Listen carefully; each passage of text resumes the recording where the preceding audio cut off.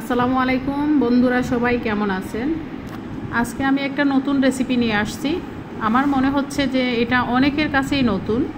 হয়তো অনেকে এই রেসিপিটা আর কখনো দেখেন নাই বা করেন নাই, দেখছেন হয়তো বা কখনো ট্রাই করেন নাই। যারা যারা প্রথম তারা কমেন্ট করে জানাবেন। চলেন আমি রেসিপিতে চলে যাই। এটা হলো কচুর মুখী মুড়া কচু, আমরা সিলেটি ভাষায় বলি। এটা কেটে কুটে রেডি করে নিছি 1 কেজি। একটু সামান্য হলুদ দিয়ে ভালো করে মিক্স করে নিয়ে ভাজার জন্য আমি রেডি করছি। চুলায় একটা কড়াই বসিয়ে তেল গরম করে নিলাম। এখানে দিয়ে দিব আস্তে আস্তে এগুলা দিয়ে ভালো করে ভেজে নেব। অর্ধেক দিছি, অর্ধেক রয়েছে, 2 বারে ভাজবো আমি এগুলোকে।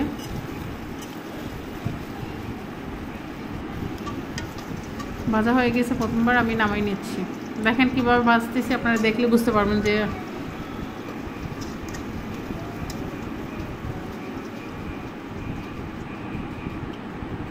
যেগুলো রয়েছে এখন ওগুলোও দিয়ে দিব, দিয়ে ভালো করে ভেজে নিব। এখন এগুলো ভাজা হয়ে গেলে নামিয়ে রেখে এখন আমি এখানে দিয়ে দিলাম যে মাংস দিয়ে রানবো, সেই মাংসগুলোকে তেলে ভালো করে ভেজে নিব। মাংসগুলো ভালো করে ভাজা হয়ে গেছে, এগুলো নামিয়ে নেব। অবশিষ্ট যে তেলগুলো থাকবে ওই তেলগুলো আমি তরকারিতে দিয়ে দিব। এটা গ্রামীণ পরিবেশে রান্না আর কি, গ্রামীণ রান্না যেভাবে মানুষ রান্না করে এইভাবে, শহর কেন্দ্রিক না, একদম সহজ রান্না। এখন একটা পাতিল চুলায় বসিয়ে নিলাম।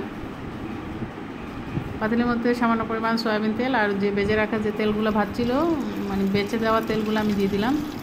এখন দিয়ে দিব এখানে আদা রসুন বাটা এবং পেঁয়াজ, আর দিয়ে দিলাম আস্তা গরম মশলা, দিয়ে ভালো করে এগুলোকে ভেজে দিব। এর ফাঁক দিয়ে আমি একটা মশলা রেডি করে নিব। যা যা মশলা দিব সবগুলো একসাথে মিক্স করে নেব। হলুদ গুঁড়া, মরিচের গুঁড়া, এটা হলো গরম মশলার গুঁড়া, এটা হলো ধনিয়ার গুঁড়া আর জিরার গুঁড়া, পরিমাণ মতো লবণ, সামান্য পানি দিয়ে ভালো করে মিক্স করে এখানে মশলার মধ্যে দিয়ে দিলাম। আর একটু সামান্য পানি ধুয়ে দিয়ে দিব। দিয়ে ভালো করে মশলাগুলোকে কষিয়ে নিয়ে ভেজে রাখা কচুর মুড়া এবং মাংস দিয়ে দিব। দিয়ে ভালো করে নেড়ে ছেড়ে কষিয়ে নিয়েছি। এখন এখানে দিয়ে দিব পরিমাণ মতো ঠান্ডা পানি দিছি, আপনারা চাইলে গরম পানিও দিতে পারেন। দিয়ে ভালো করে এটার সাথে, মানে এটা তো সিদ্ধ হওয়া লাগবে, তাই একটু পানি দিয়ে দিলাম আর কি।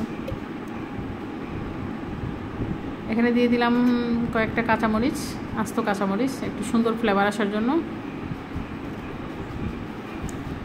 এখন আমি জাল করব। মাঝখানে একবার উঠে দেখতেছি কি এমন হচ্ছে, নিচে লাগছে না, অবশ্য সুন্দরভাবে হচ্ছে।